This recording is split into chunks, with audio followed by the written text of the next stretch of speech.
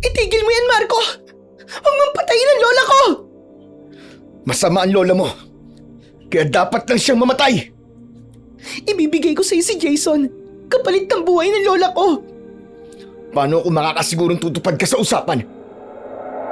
Labanan mo sila, Jason! Huwag ka magpapatalo sa kanila! Patayin mo ang dalawang yan! Yan ang akala mo! Humanda ka sa akin! Pagkatapos ng araw na to, wala na kayong mabibiktima pang mga inosenteng tao! Magandang araw po sa inyo, Sir Blair. Ako po si Marco, isang hiker. Mahilig mag-adventure. Ngunit hindi ko po inaasahang ang isang masayang pamamasyal ay magdudulot pala ng tuluyang pagbabago sa buhay ko. Ang karanasang ito ang nais kong ibahagi sa mga sumusubaybay sa inyong YouTube channel na The Voice Addict. Dahil sa palagay ko po, kahit paano ay may aral na mapupulot sa aking kwento. Sa kagustuhan po namin ng kaibigan kong makatulong sa isang dalagang nakita namin sa kabundukan, napahiwalay kami ng kaibigan kong si Jason sa mga kasamahan namin. Mga hiker kami. Nakaligayahan ang makita ang ganda ng kalikasan sa bundok. Ay nako, buwisit talaga. Kasalanan mo to, Jason eh. Naligaw tayo sa bundok dahil sa'yo. Teka nga, Marco. Bakit ako ba sinisisi mo? Pareho natin ginusto to, ba? Dahil mapilit ka eh. Gusto mong habulin natin yung babaeng nakita natin kanina. Kaya heto, naliligaw tuloy tayo. Pumayag ka naman, di ba? So, bakit ako ang sinisisi mo ngayon? Buwisit. Pinagsisisihan kong pumayag ako sa gusto mo. Teka. Relax. Kaysa uminit ang ulo mo dyan, magpatuloy na lang tayo sa paglalakad. Kasi malapit ng dumili mo, tignan mo. Yun na nga eh. Nagiinit ang ulo ko kasi malapit ng dumilim. Pero heto tayo sa lintik na bundok na to. Paikot-ikot at walang patutunguhan. Ay nako, ewan ko ba. Okay, sige. Para mawala ang init ng ulo mo. Oh, sorry na ha. Kasalanan ko na. Ginusto ko lang naman nahabulin yung babae dahil nakita kong may dugo ang damit niya eh. Iniisip ko, baka may nanakit sa kanya o naaksidente siya o kailangan niya ng tulong, di ba? Siya, sorry na din. Tara na, maglakad pa tayo sa dako pa ron. Baka sakaling may makita tayong bahay o lugar na pwedeng mapagpahingahan. Magpapatuloy na sana kami sa paglalakad nang bigla namang lumakas ang hangin. Dahilan para magkagulo ang mga ibon sa paligid ng mga punong naroon. Dahil doon, nakaramdam ako ng kakaibang lamig sa paligid. Hindi ko mawari kung dahil ba yun sa takot na bumabangon sa paligid o dahil sa lakas ng hangin na biglang umihip. Bilisan na natin, Marco. Umalis na tayo sa lugar na to. Iba na ang pakiramdam ko eh. Oo nga eh. May kakaiba sa paligid, Jason. Bigla na lang tumayo ang mga balahibo ko. Ako din, Marco. Para bang may mga matang nakamasid sa atin na hindi natin namamalayan. I-check mo kaya saglit ang cellphone mo. Baka may signal na, tignan mo. Baka makontak na natin ang mga kasama nating hiker. Teka. Nako. Wala pa rin eh. Walang signal. Anak ng putya, paano tayo nito? Paano tayo makakaalis sa bisit na bundok na to? Huwag ka mawala ng pag-asa, Marco. Mahanap din natin ang mga kasamahan natin. Panigurado yan. Sana nga magdilang anghel ka. Kasi pagod na din ako sa kakalakad eh. Isa pa. Tignan mo, mauubos na ang tubig natin. Ito, meron pa ako. Uminom ka na muna bago tayo magpatuloy. Halos maubos ko ang laman ng bottled water na iniabot sa akin ni Jason. Gusto ko mang magalit ng tuluyan kay Jason, pero hindi ko magawa dahil gusto lang sana niyang makatulong sa babaeng nakita namin kanina. Pero heto nga ang nangyari. Yung babae, nagtatatakbo lang palayo sa amin hanggang sa tuluyang mawala sa paningin namin. Matapos akong makainom ng tubig, nagpatuloy kami sa paglalakad dahil papadilim na ang paligid. Nahirapan na kami ni Jason. Maraming sangang sumasagi sa aming katawan, dahilan para bumagal kami sa pagakbang hanggang sa hindi ko namalayan. Napaapak ako sa isang malambot na lupa. Kaya naman, hindi ko na maihakbang muli ang aking mga paa. Ano nangyayari sa akin, Jason? Marco, bakit unti-unti kang lumulubog sa putik? Tulungan mo ako, Jason! Tulungan mo ako! Teka, anong gagawin ko? Hilahin mo ako para hindi ako tuluyan lumubog! O sige, ito, kumapit ka lang sa kamay ko. Hihilahin kita. Bilisan mo, Jason! Malapit na lumubog ang hita ko! Ubod lakas akong hinila ni Jason, subalit hindi pa din ako makaahon sa paglubog sa putik. Ayun! Kunin mo yun! May baging sa puno! Diyan sa gilid mo! Humawak ka doon, Jason! Saka mo ako hilahin muli! Dalihan mo na! O sige, kumapit ka lang sa kaliwang kamay ko. Pipilitin kong abutin ng kabilang kamay ko ang baging. Yan, sige, Jason! Kaya mo yan! Konti na lang! Maaabot mo na! Oo, eto na, Marco. Ayan, nakakapit na ako sa baging. Sige, ihawak mo ang braso mo sa mga kamay ko at hihilahin kita. Sa kabila ng pagkahawak ni Jason sa baging, hindi pa din niya ako mahila pataas para umahon sa lumulubog na putik hanggang sa umabot na sa dibdib ko ang nakalubog sa kumunoy. Jason, ano ba? Bilisan mo! Hilahin mo ako! Hindi ko na kaya, Marco. Malapit na akong makabitaw sa'yo! Pakiusap! Hawakan mo pa ako! Ang lakas ng puwersang humihilan sa'yo. Hindi ko na kaya, Marco. Pilitin mo, pare! Pilitin mo! Hindi ako pwedeng mamatay lang dito! Hinihintay pa ako ng nanay at tatay ko! Pakiusap, pare! Huwag kang sumuko! Hindi ko na talaga kaya, Marco. Jason! Jason! Tulong! Saklolo! Tulong! Sa pagkakataong yun, tuluyan na akong nakabitaw kay Jason. Nakalubog na ang buong katawan ko sa kumunoy. Malapit na sa ilong ko ang pagkakalubog, dahilan para hindi na ako makasigaw pa. Subalit ang mga kamay ko ay patuloy pa rin sa paggalaw sa ere hanggang sa tuluyan ng lumubog ang buong katawan ko. Tanging kamay ko na lang ang nakalabas sa putik. Naririnig na ang palahaw at iyak ni Jason dahil marahil sa takot at pagkakataranta. Buong akala ko ay katapusan ko na. Subalit maya-maya ay nakaramdam ako ng kung anong bagay na pumulupot sa kamay ko, saka unti-unti akong hinila pataas. Habol ang hininga ko nang makalabas na muli ang ilong ko sa ilalim ng putik. Hanggang maramdaman ko ang malakas na paghila sa akin at tuluyan akong nakawala sa kumunoy. Marco, pare, ayos ka lang ba? Agad na lumapit sa akin si Jason, saka tinanggal ang mga putik na nasa katawan ko, lalo na sa parting mukha ko. Salamat, pare. Maraming salamat. Sa kanya ka magpasalamat, pare. Siya nagligtas sa'yo. Sino? Huwag kang matakot. Ligtas ka na. Salamat, miss. Teka, ikaw yung babae kanina. Babae kanina? Bakit? Nakita niyo na ba ako kanina? Oo, miss. Nakita ka na namin kanina. May dugo ang damit mo kaya hinabol ka nga namin eh. Pero bigla kang nawala. Kaya naligaw kami dito sa bundok. Naku, pasensya na kayo. Hindi ko alam. Bakit ba madaming dugo ang damit mo kanina?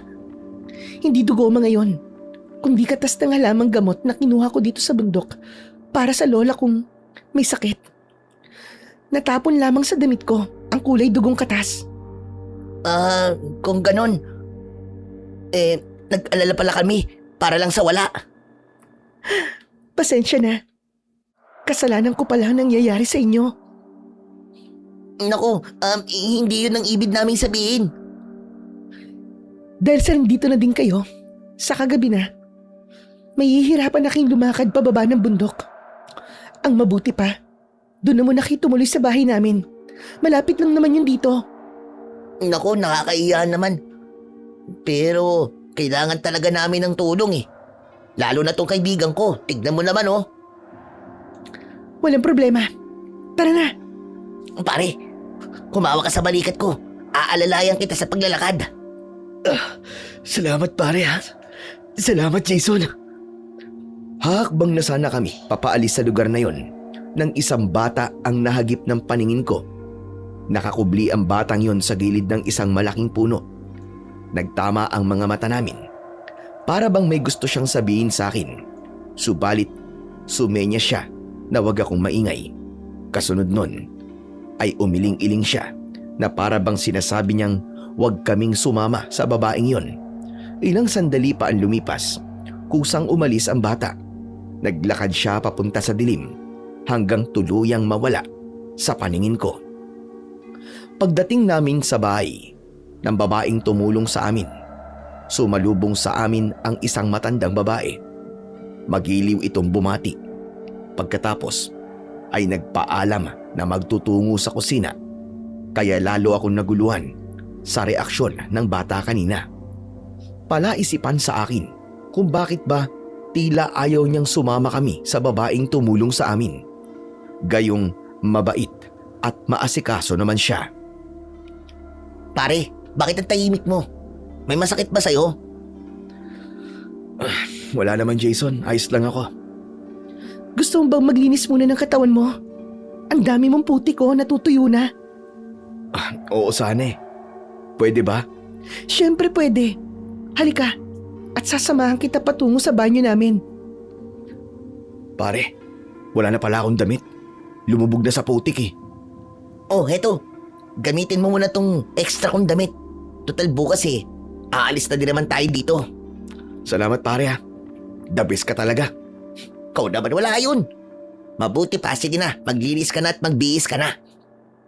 Sa gilid ng kusina, naroon ang banyo nila. Maayos yun at may drum na lagayan ng tubig. Kaya sadyang makikita dito ang simpleng buhay nila. Pagkatapos kong makaligo, nagbalik ako sa sala kung saan naroon sina Jason at ang babaeng may-ari ng bahay. Hanggang ngayon kasi, hindi ko pa rin alam ang pangalan ng babaeng nagligtas sa amin. Nakabihis ka na pala, Marco. Halika, samahan mo kami dito. Uminom ka na muna ng mainit na tsaa. Teka, paano mo nalaman ang pangalan ko? Sinabi na sa akin ng kaibigan mo. Siya nga pala. Ako nga pala si Selena. Selena? Ang gandang pangalan ha. Salamat. Pare, maiwan na muna kita dito ah. Ako naman ang magbibihis. May mga putik din ang katawan ko eh. Dahil sa pagliligtas ko sa'yo kanina. Pagkaalis ni Marco, naiwan kami ni Selena sa sala. Namaya nilang saglit ang katahimikan sapagkat hindi ko alam kung paano ko sisimulan na makipag-usap sa kanya.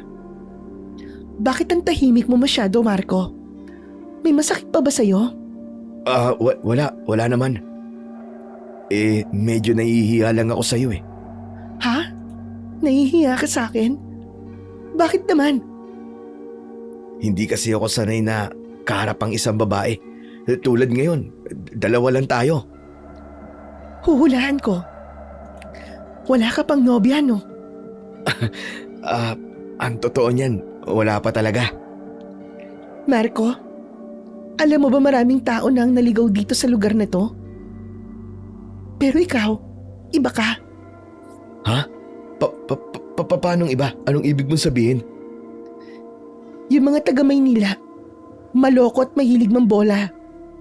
Pero ikaw, parang naiiba ka sa mga napadpad dito sa lugar namin. Selena, ang totoo niyan eh. Hindi lang talaga ako sanay na makipag-usap ng ganito sa mga babae. Gusto kita, Marco. Ano sabi mo? Gusto kita. Parang may barang naiwan sa lalamunan ko. Hindi ako nakaimik Sa sinabi niyang yon, hindi ko alam kung anong sasabihin ko o kung ano ang magiging reaksyon ko. Aba, ang bilis naman yata si Lina. Siguro, ito yung sinasabi ng mga matatanda na sa unang tingin pa lang ay umiibig na kagad. Dahil gusto na kita kagad, Marco. Si Lina, hindi mo ako gusto. Siguro magaan lang ang loob mo sa akin. Pero yun na nga, hindi mo talaga ako gusto. Marco, maganda ba ako? Saglit akong tumitig kay Selena. Saka muling nagsalita. Oo naman. Magandang maganda ka. Kung ganon, gusto mo din ako? Selena, salamat sa pagliligtas mo sa buhay ko ha. Ang layo naman ang sagot mo, Marco. Ang tanong ko, kung gusto mo din ba ako? Magaan ang loob ko sa'yo. Pero hindi ko masasabing gusto kita. Aray ko, ang sakit naman. Pero hayaan mo. Magugustuhan mo rin ako. Aalis rin kami bukas, Selena. Hinahanap na nga kami ng mga kasama namin ni Jason. Nasisigurado ko yun. Kung ganun ayaw mo talaga sa akin, pwede bang makiusap sa'yo kahit isang araw? Dumito na muna kayo sa bahay namin. Hindi ba nakakahiya sa lola mo? Kami lang ni Lola dito sa bahay. Kaya masaya siya kapag may napapadpad na dayo dito sa lugar namin. O sige, bilang pasasalamat sa'yo, sa sunod na araw na kami aalis. Yan, ganyan nga Marco. Huwag mo na kayong umalis. Isang araw lang ang kailangan ko. Uy, teka, seryoso yata ang usapan nyo ah. Hindi naman, Jason. Oh, tapos ka na pala magbihis pare. Hindi ko na malayang nakalapit ka na pala sa amin. Seryoso nyo eh. Ano ba pinag-uusapan nyo? Sabi ko kay Marco, magpalipas na muna kayo ng kahit isang araw dito sa bundok. Kasi sasamahan ko pa kayong mamasyal. Talaga, Selena? Oo. Kaya nga kayo nandito sa bundok ng Banahaw, di ba? Para mamasyal. Kaya ako na ang sasama sa inyo. Tapos sa isang araw, sasamahan ko kayo pababa sa Kapatagan. Naku, salamat. Hulog ka talaga ng langit, Selena. Maraming salamat sa'yo. Wala yun, ano ka ba? O paano, tara na sa kusina. Baka tapos na magluto si Lola. Habang kumakain kami, paminsan-minsan ay napapatingin ako kay Selena. Masayahin siyang tao. Kahit na saglit pa lang namin siyang nakilala. Magiliw na siyang makipag-usap sa amin. Nagbibiruan sila ni Jason na para bang matagal na silang magkakilala. Maging ang lola niya ay mukhang mabait din. Kaya kahit papano ay nakaramdam ako ng kirot sa dibdib. Naisiping aalis din kami kagad sa lugar na yon. Matapos ang hapunan, dinala kami ni Selena sa kwarto niya. Tapos siya ay sumama sa kwarto ng lola niya. Doon siya natulog. Nang gabing yon, hindi ako dalawin ng antok kaya naisipan kong lumabas muna ng kwarto. Madilim ang buong paligid. Nakapatay ang ilaw ng buong bahay. Tanging sinag lang ng liwanag ng buwan ang nagbibigay ng tanglaw sa paligid. Maya-maya pa ay nakaramdam ako ng kung anong ingay sa bubong ng bahay. Tila mga yabag ng tao. Kaya naisipan kong bumalik sa loob ng kwarto kung nasaan ang kaibigan kong si Jason. Jason! Jason, gising! Jason! Ano ba yun, Marco? May tao sa bubong ng bahay. May naririnig akong ingay parang naglalakad. Baka may magdanakaw. Oo, halika. Tignan muna natin. Ayoko nga. Baka mamaya saktan tayo ng taong yun eh. So pababayaan na lang natin, ha? Ganon? Halika na. Bumangon ka na dyan. Sige na nga. Ang kulit naman itong taong to eh. Okay. Dahan-dahan ka lang sa paglalakad, ha? Para hindi tayo marinig ng kung sino mang tao sa bubong. Dahan-dahan ang ginawa naming pagakbang. Hanggang sa makarating kami sa pinto ng bahay. Nang nasa pinto na kami, marahan naming binuksan yon. Saka mahinang paghakbang ang ginawa namin palabas ng pinto. Dito na tumambad sa amin ni Jason ang isang dambuhalang ibon sa bubong ng bahay ni Selena. Nang mapansin niya kami, agad itong lumipad paitaas ng malaking puno sa gilid ng bahay. Hinabol ko ang direksyong pinuntahan nito, subalit hindi ko na siya nakita. Sa halip, nakita ko ang lola ni Selena nakatayo sa baba ng malaking puno kung saan nagtungo kanina ang malaking ibon. Lola, nakita niyo po ba yung dambuhalang ibon kanina? Ano ka ba? Hindi ko nakita. Pero imposible po yun. Sobrang laki po ng ibon na yun para hindi niyo po mapansin. Tapos bigla na lang nawala. Maraming ibon sa lugar namin paggabi. Kaya normal lamang iyon. Ikaw naman kasi, Marco eh. Nakarinig ka lang ng konting ingay sa bubong. Agad-agad nang gigising ka na. Storbo ka eh. Ano nangyayari dito? Bakit nasa labas kayong lahat? O, kita mo na. Pati tuloy si Selena nagising, pare. Ang kulit mo eh. Pasensya na. May narinig kasi akong ingay sa bubong eh. Ibon lang pala. Kaya nga napalabas din ako bigla. Kasi naramdaman ko may nagbukas ng pinto. Kapag gabi na kasi, doble ingat kami ng apo ko. Lalo na at dalaga na itong si Selena. Mabuti pa pumasok na kayong lahat sa loob ng bahay. Mahamog na dito sa labas. Baka magkasipon pa kayo. Mabuti pa ga. Halina kayo, tayo na sa loob. Huwag nyo nang isipin ang nakita nyo kanina. Normal na ibon lang yun dito sa kabundukan. Matapos yun, lahat kami ay pumasok na sa loob ng bahay. Si Lola Carmen ay dumiretso na muli sa kanyang kwarto. Kaming tatlo ni Jason at Selena na lang ang naiwan muli sa sala.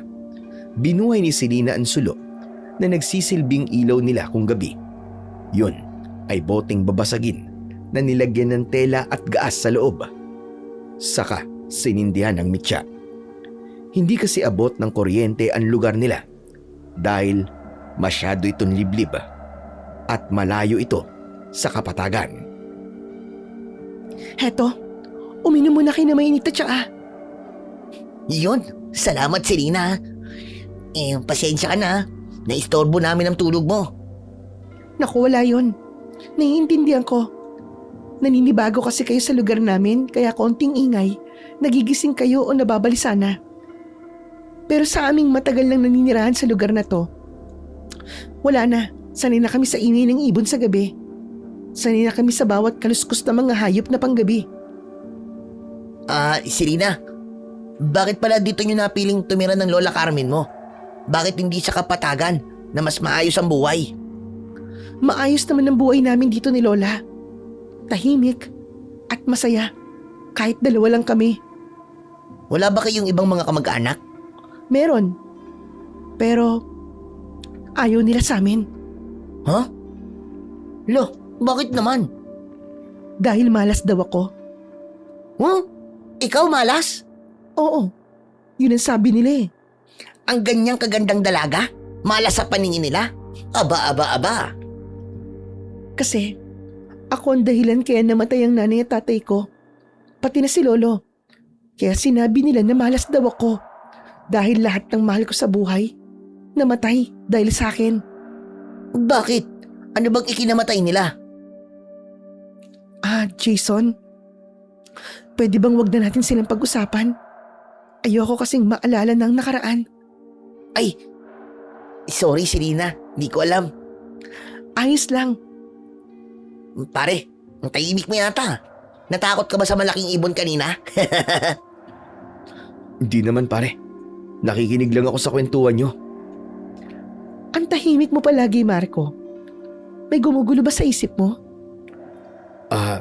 Oo. At alam mo na yon, Selena. Teka, meron ba akong hindi nalalaman tungkol sa inyong dalawa ha? Wala pare. Para kasing may inililihim kayo sa akin eh. Siguro kasi, naiilang si Marco sa akin. Huh? Bakit naman? Dahil sinabi ko sa kanya na gusto ko siya. Halos mabulunan si Jason sa pagkasamid sa iniinom niyang tsaa nang marinig niya ang sinabi ni Selena. Walang paligoy-ligoy yun at napaka-inosente. Gusto mo ang kaibigan ko, Selena? Oo, bakit? Masama ba na magustuhan ko siya? Teka. Siguro, dapat mauna na ako matulog sa inyo, ano? Maiwan ko na kayong dalawa, ah. Mukhang may pag-uusapan pa kayo, eh. Wala na kaming pag-uusapan ni Selena, pare. Sasabay na ako sa'yo.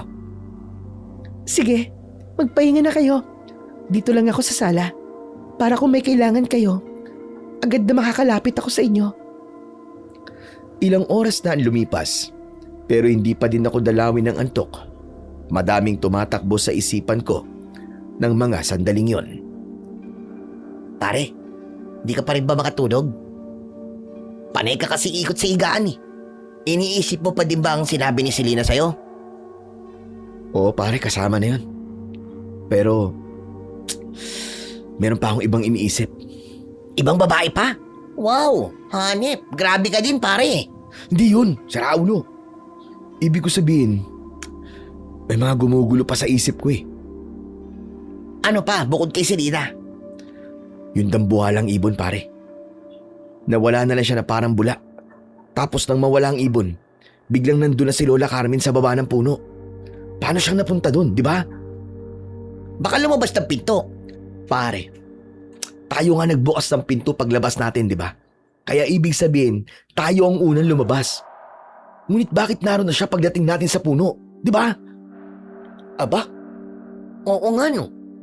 Saan dumaan si Lola Carmen paglabas niya ng bahay? Kaya nga kanina ko pa iniisip yan. May kakaiba sa lugar na to, pare. Pati sa maglolang tinutuluyan natin. Pare, sila ang tumulong sa atin tapos pinag-iisipan mo sila ng masama? Aba pare, that's bad. Hindi sa ganun, pare. Talaga naguguluhan lang ako. Mabuti pa itulog mo na yan. Huwag mo nang isipin yan. Total, aalis naman na tayo bukas, eh. Hindi pa tayo aalis bukas, pare. Ha? Aba bakit? Di ba sinabi ni Selena na mananatili pa tayo dito kahit isang araw lang kapalit ng pagliligtas niya sa atin? Aba oo nga pala, no. Nakalimutan ko na yun.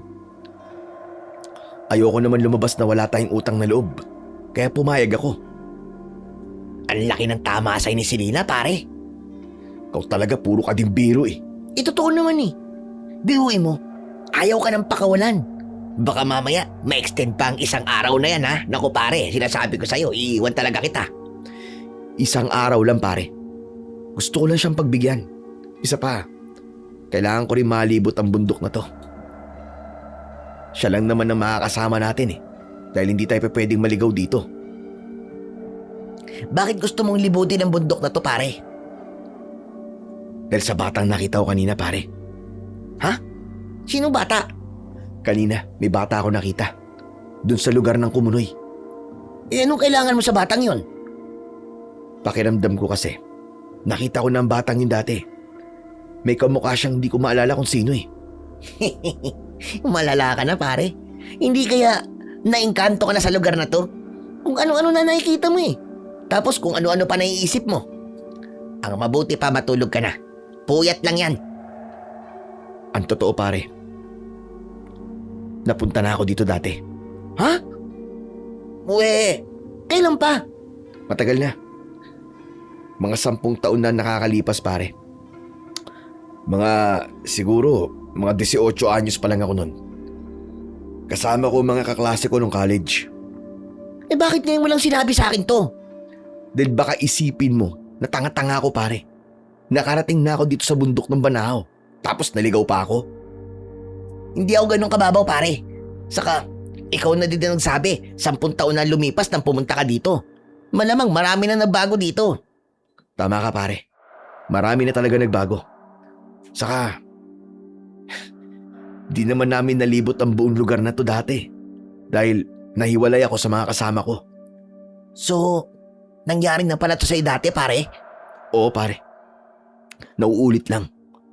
Kaya kinakabahan ako sa mga nangyayari ngayon. Anong ibig mo sabihin? May nakilala akong mag-ama dati sa bundok na to. Sila ang tumulong sa akin para makabalik ako sa kapatagan. Huwag mong sabihin nagustuhan ka rin nung anak na tumulong sa'yo dati. Hindi naman sa ganun. Anak ng tokwa pare oh. Nagkagusto din sa'yo dati ang babaeng yun? Ha? Matagal na yun. Di na kami nagkikita nun. Saka kahit magkita kami nun, baka nakalimutan niya na ako. Ay nako, siguraduhin mo lang pare na sa pagkakataong to ay malulusutan natin si Selena. Kung bakit ba kasi ang gandang lalaki mo? Matignan ka lang eh, nagugustuhan ka na agad. Bilib talaga ako sa'yo pare. Ang tindi lang alindog mo. Kinabukasan, tirik na ang araw nang bumangon kami ni Jason. Marahil sa pagod, napahimbing ang tulog naming dalawa. Agad din akong bumangon. Hinayaan ko munang matulog pa si Jason para kahit papano ay makabawi siya sa pagod ng nagdaang araw. Lumabas na ako sa sala. Doon naabutan ko sina Lola Carmen at Selena, nakaupo sa kawayang upuan sa harap ng isang maliit na mesa. Doon nakalagay ang tsaa na iniinom nila.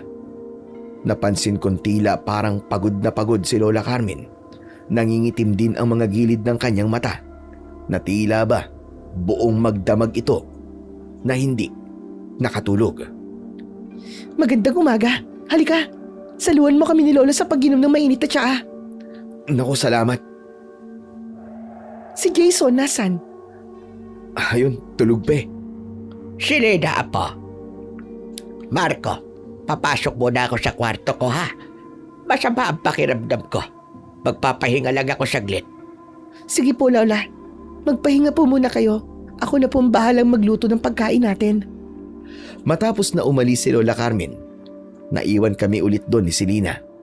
Dahil dalawa na lang kami, nakaramdam uli ako ng pagkailang. Okay lang ba si Lola Carmen, Selena? Pahinga lang ang kailangan ni Lola. Mamayang konti, magiging ayos na siya. Selena, maiwan muna kita. Babalikan ko lang si Jason, gigisingin ko, tanghali na eh. O sige, maghahanda na din ako na makakain natin. Habang pabalik ako sa kwartong tinuluyan namin ni Jason, nadaanan ko ang kwarto ni Lola Carmen. Nakaawang ng kaunti ang pinto. May kapirasong bahagi ng kwarto ang makikita. Dahil sa nangyari kagabi, naisipan kong sumilip sa maliit na awang ng pinto. Mula sa kinaroroonan ko, tanaw ko ang ginagawa ni Lola Carmen sa loob. Nakaluhod siya sa sahig ng bahay. Saka umuusal siya ng mahinang dasal sa isang maliit na dambana. Sa gitna ng dambana ay may isang tila rebulto na mayroong sungay. Hindi ko yung maintindihan sapagkat tila ibang lengguwahe ang ginagamit niya. Dahil sa mga nakita ko, mas lalong tumindi ang hinala kong hindi normal na tao si Lola Carmen at Selena. Susubukan ko sanang iawang pa ng konti ang pintuan nang biglang may kamay na humawak sa balikat ko. Kaya napatigil ang kamay ko. Napalingon ako sa likuran ko upang makita kung sino ang may-ari ng kamay sa balikat ko. Selena? Anong ginagawa mo dito, Marco? Wala naman. Napadaan lang ako. Kung ganun, bakit parang gusto mong buksan ang pinto ng kwarto ni Lola? Hindi Selena. Napadaan lang talaga ako tapos nakita kong nakaawang kaya isasara ko sana para makapagpahinga ng maayos si Lola. Yun lang ba talaga? Wala ka bang ibang nakita? Wala. Saka, ano ka ba? Hindi naman ako naninilip, no? Kung yun ang inaalala mo. Ang akala ko kasi... Na maninilip ako? Diyos ko naman, Selena. Matanda na ang lola mo para silipan ko pa. Sige, Selena. Pupuntahan ko muna si Jason ha. Gigisingin ko lang. Baka sa mukha ni Selena ang takot. Dahil sa muntik ko nang mabuksan ang kwarto ni Lola Carmen. Dahil sa mga nakita ko, natitiyak kong hindi sila normal na mga tao. Kaya hindi na kami maaaring magtagal ni Jason sa lugar na yon. Hanggang sa nabuo sa isip ko ang isang plano. Jason! Jason, gumising ka na! Ano ba yung Marco? Yan ka na naman eh. Ang aga-aga pa eh. May sasabihin ako sa'yo. Gising na! Ano ba kasi yun? May nakita akong rebultong may sungay sa kwarto ni Lola Carmen.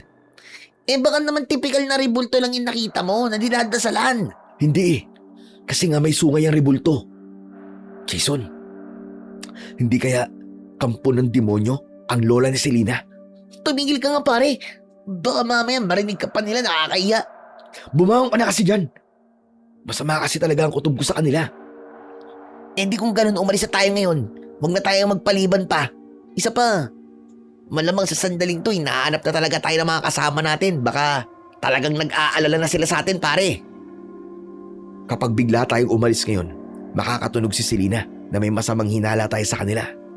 Baka mas mahirapan tayong tumakas sa kanila. Anong plano mo? Nag-aaya si Selena na mamamasyal. Sasama tayo. At habang nasa kabundukan, saka tayo gagawa ng paraan para mapahiwalay sa kanya. Tingin mo uubra ba ang plano mong yan? Hindi ako sigurado. Pero pwede natin subukan. O sige, hindi na ako kontra sa'yo. Kasi kahit ako, gusto ko na rin makaalis dito eh. Halos mapasigaw naman kami sa gulat ni Jason nang biglang bumukas ang pinto ng kwarto kung saan kami naroon ng kaibigan ko. Iniluwa noon si Selena. Hindi na ito kumatok. Diretsyong bukas at pumasok ng pinto. Nakakagulat ka naman. Kanina ka pa ba nandyan, Selena? Hindi, kakarating ko lang. Tara na sa kusina. Nakahain na ang pagkain. Pagkatapos niya magsalita, agad din itong tumalikod. Hindi niya na hinintay na sumagot pa kami sa mga sinabi niya. Kaya sumunod na lang kami sa kanya hanggang makarating kami sa mesa na may nakahaing pagkain. Grabe! Ang dami naman itong inihanda mong pagkain, Selena. Para sa inyo talaga yan. Sige na. Kumain na kayo. Kahit nagugutom na ako, hindi ko magawang isubo ang mga pagkaing inihanda ni Selena kahit nasa plato na ang mga yon. Naamoy ko ang lansa ng karne. Hindi ko mawari pero tila nakakasuka yun kahit natignan ko pa lang. Oh, bakit hindi kayo kumakain? Ano kasi? Ayaw niyo ba sa inihanda kong pagkain? Hindi naman sa ganun, Selena. Kaya lang eh. Ayaw niyo talaga. Nagmamalasakit na nga ako tapos ayaw niyo pa. Ginagawan mo na nga na maganda. Tinatanggihan pa. Sige. Kakain na kami, Selena. Tubig lang ako, pare. Kapag kumain kayo sa inihanda kong pagkain, kahit isang subo lang, papayagan ko na kayong umuwi ngayon. Ano? Totoo ba yan? Oo. Ako pa mismo maghahatid sa inyo sa bayan. Tinakpan ni Jason ang kanyang ilong nang isubo niya sa kanyang bibig ang kapirasong karne. Samantalang ako ay nakatingin lang sa kanya. Hindi ko kayang ilapit man lang sa bibig ko ang pagkain dahil sa lansang naaamoy ko rito. Hindi kaya ng sikmura ko. Habang kumakain si Jason, nakangiti si Selena habang nakatitig sa kaibigan ko. Oh Marco, ano pang hinihintay mo? Kumain ka na rin. Tila iba ang ngiti ni Selena habang sinasabi ang mga salitang yon. Dito na ako lalong kinabahan, kaya agad kong pinigilan si Jason sa sunod-sunod na pagsubo niya ng pagkain. Itigil mo na yan, pare. Huwag ka na kumain, tama na. Bakit pare? Isa tong patibong. Itigil mo ng pagkain. Ngunit bago pa muling nakapagsalita si Jason, agad siyang nawalan ng malay. Pabagsak na natumba ang muka sa mesa. Kasunod nun, may itim na usok ang bumalot sa katawan niya. Jason! Jason, gumising ka, pare! Selena, anong ginawa mo sa kaibigan ko? Anong ibig sabihin ng itim na usok na yan? Nasa ilalim na siya ng kapangyarihan ko ngayon, Marco. Anong ibig mo sabihin? Ako na ang nagmamay-ari sa kanya simula ngayon. Hawak ko na ang isip niya. Kapag nagising na siya, ako na ang susundin niya. Sinasabi ko na nga, be. Totoo ang kutob ko sa'yo at sa lola mo. Kung Kung nagpakita ka man lang sana ng kahit konting interes sa akin, hindi sana tayo abot sa ganito eh. Kaya lang wala eh. Ayaw mo sa akin. Tama ba ako, Marco? Hindi sa ayaw ko sa'yo, Selena. Sadyang kulang pa tayo sa panahon para makilala ang isa't isa. Pero ako, nagustuhan na kagad kita. Pagkakita ko pa lang sa'yo. Saka, pag umalis ka rito sa lugar namin, hindi ka na babalik. Sigurado ako ron. Kaya, anong panahon ang sinasabi mo, ha? Ikaw ang nagligtas sa akin sa Kumunoy. Kaya balak ko talagang balikan ka dito kung sakaling makaalis kami. Sinungaling ka! Sinasabi mo lang yan para utuin ako. Para alisin ko ng bisa ng kapangyarihan ko sa kaibigan mo. Parang awa mo na, Selena. Hayaan mo na kami makaalis sa lugar na to. Hinihintay na kami ng pamilya namin eh. Hindi na makakaalis ang kaibigan mo rito. Pero ikaw, pwede ka nang umalis. Kung kaya mo siyang iwan. Hindi ako aalis nang di ko kasama ang kaibigan ko. Kung ganon, kainin mo rin ang inihanda kong pagkain. Hindi. Hindi ako papasakop sa kapangyarihan mo kahit anong mangyari. Mangkukulam ka! Hindi ako mangkukulam, Marco. Kundi, isa kong aswang. Anong sabi mo? Isa kang aswang? Tama ang dinig mo, Marco. Isa kong aswang. Napaurong ako ng bagya dahil sa takot na bumangon sa dibdib ko. Hindi ko alam kung anong sasabihin ko o kung ano ang gagawin ko. Hanggang sa unti-unting nagbago ang anyo ni Selena. Ang maamo at magandang mukha niya ay napalitan ng nakakadiring anyo. Maraming maliliit na bukol sa kanyang mukha. Dahil sa isang bukol sa talukap ng kanyang mata, halos hindi niya maimulat yon. Ang buhok niya ay tuyong-tuyo na at napakanipis. Sa sobrang nipis nito, halos kita na ang kanyang anit. Ang mga ngipin ay hindi pantay-pantay at nangingitim na rin. May bukol siya sa iba't ibang parte ng katawan niya. Nanlaki ang mga mata ko sa mga nakikita kong yon hanggang marahan siyang humakbang papalapit sa akin. Wag! Huwag ka lumapit sa akin! Halimaw ka! Wag! Tama ka. Isa kong halimaw. Kaya nga, tapos ka na sa akin ngayon. Wag! Huwag mo akong sasaktan, Selena! Kung hindi ka mapupunta sa akin sa pagkakataon ito, hindi ka rin mapapakinabangan ng iba. Papatayin na lang kita. Huwag mo siyang saktan, Selena! Mula sa likuran, narinig kong nagsalita si Lola Carmen. Hindi ko na namalayan ang pagdating niya dahil nasa likuran ko siya. Bakit, Lola? Dapat nang mamatay lalaking ito. Walang utang na loob at mayabang. Hindi pa ito ang tamang panahon. Pero Lola, paano kung makatakas siya? Hindi siya makakatakas sa atin. Pagkatapos magsalita ni Lola Carmen, mula sa likuran, may itim na usok na lumapit sa mukha ko.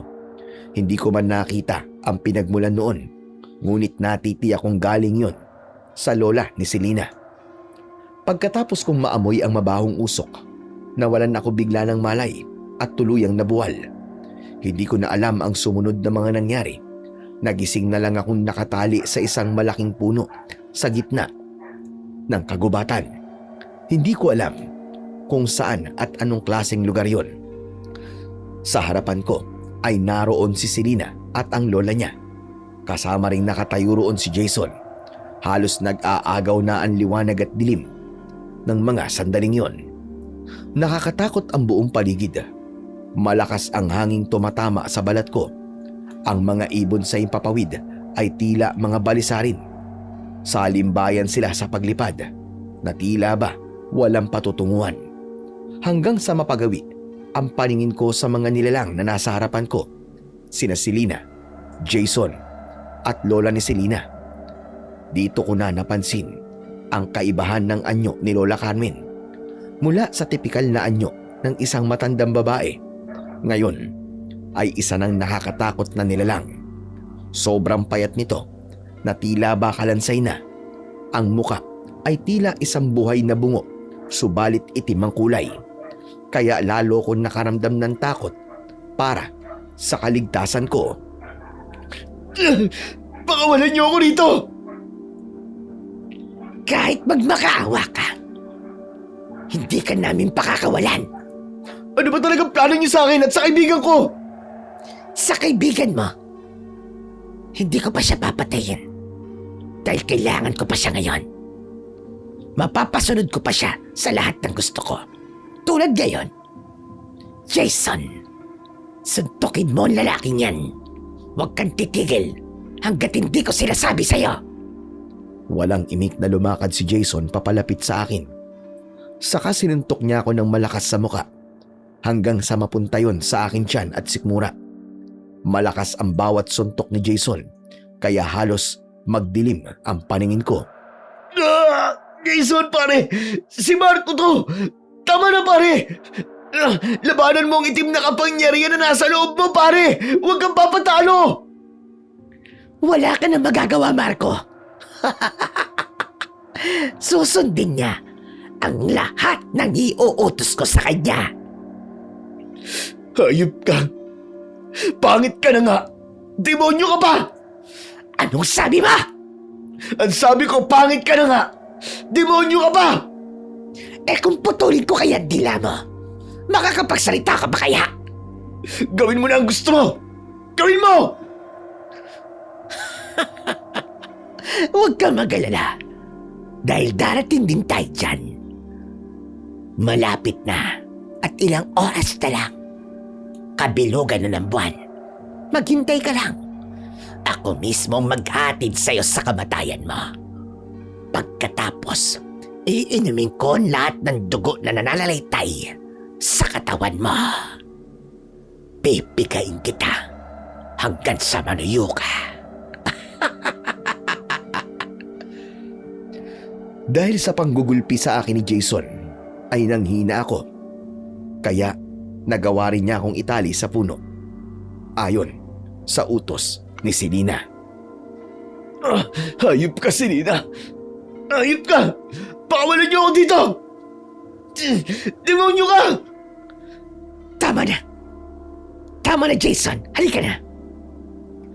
Mabuti ang ginawa mo. Pag ako nakawala dito, humanda ka talaga sa akin, hayop ka! Yun ay kung makakawala ka pa dyan. Pagkatapos niyang magsalita, itinaas ni Selena ang kanyang dalawang kamay. Pagkatapos ay umusal ng dasal na hindi ko naiintindihan. Kasunod nun ay ang malakas na hangin na nalasa sa paligid. Kasunod ng malakas na hangin ay ang bahagyang paglindol ng lupa. Ngunit si Selena at Lola Carmen ay nanatiling nasa kanilang kinatatayuan. Samantalang si Jason ay hawak ng dalawang kamay ng lola ni Selena. Tama na, Selena! Pakiusap, tama na!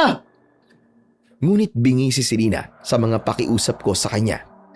Hindi man lang siya natinag sa kanyang ginagawa hanggang sa unti-unting gumalaw ang mga baging na nasa paligid ng punong kahoy. Patungo yun sa kinaroroonan ko. Pumulupot sa buong katawan ko. Unti-unting sumisikip ang pagkakapulupot ng mga baging.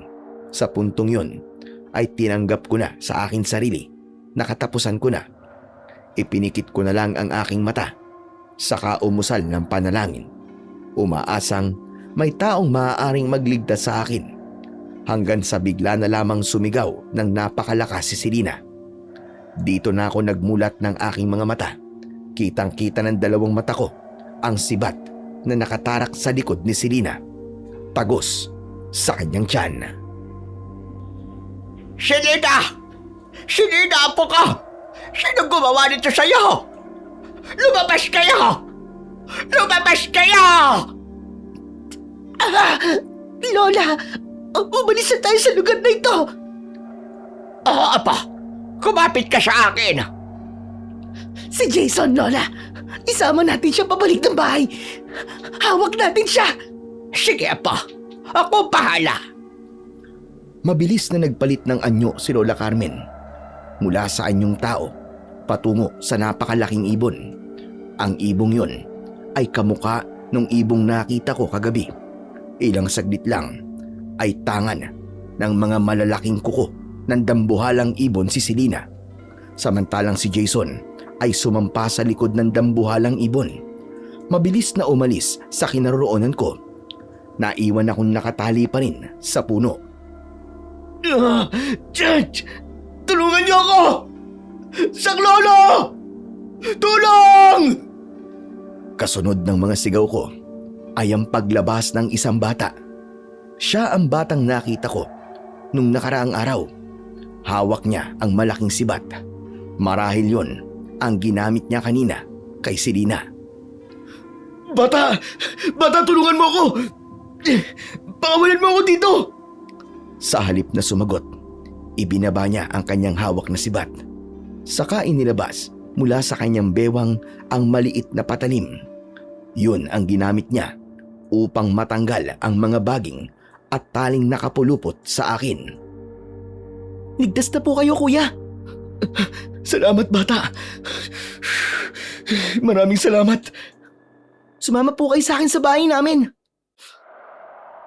Kaya mo bang sundan ng malaking ibon na tumangay sa kaibigan ko? Opo, kuya. Pero sa ngayon, Opo, kuya. Pero sa ngayon, umuwi po muna tayo. Kailangan magamot ang mga sugat niyo. Bata, anong pangalan mo? Ako po si B-Boy. Ako naman si Marco. Kuya Marco, tara na po. Ngumiti lang ako ng bagya kay B-Boy. Tanda ng pagsang-ayon ko sa kanya. Kahit madilim na ang paligid, mabilis pa rin ang hakbang ng bata. Halatang kabisado niya na ang lugar na yon. Habang naglalakad kami, namayani ang katahimikan hanggang sa makarating kami sa bahay ng batang nagligtas sa akin. Sa gitna yon ng kabundukan, maliit lang ang kubong nasa harapan ko. Halos hindi yon mapapansin dahil sa mga malalaking puno na nakapaligid dito. Andito na po tayo sa bahay namin, kuya. Bagyang nakaangat ang pinto ng bahay, kaya itinulak lang yon ni B-Boy upang makapasok kami. Pasok po kayo, Kuya Marco. Dali. Pagkapasok namin sa loob ng bahay, agad na isinara ni B-Boy yon. Saka inangkla ang isang kahoy. Yun ang nagsisilbing lock ng pinto. May kasama ka ba dito sa kubo niyo, B-Boy? Meron po. Ang lolo ko po. Umupo muna kayo saglit at tatawagin ko lang po si lolo. Naupo ako sa kawayang kahoy sa harap ng isang mesa na yari rin sa kawayan. Tahimik na naghintay sa paglabas muli ni B-Boy. Bakas ang kahirapan sa bahay na yon. Luma na ang mga sawaling dingding. Wala akong nakitang mga kagamitan maliban sa upuan at lutuan sa gilid. Ilang saglit pa, nakita kong lumabas mula sa isang kwarto si B-Boy habang inaakay ang isang matandang lalaki. Napatayo ako bigla nang makita ko ang anyo ng lalaki. Mahaba ang puting buhok nito. Mahaba din ang mga balbas at bigote. Ang mga mata ay purong puti lamang. Wala ang bilog na itim sa gitna ng mga mata niya. Kuya Marco, siya po ang lolo ko. Si Lolo Ernesto. Ako po si Marco. Lolo Ernesto. Dati may kakilala akong Marco. Pero hindi ko lang maalala kung saan kami nagkakilala. Pero hindi na mahalaga yun. Sige na, maupo ka na ulit, Marco. Dito na lang po ako sa gilid.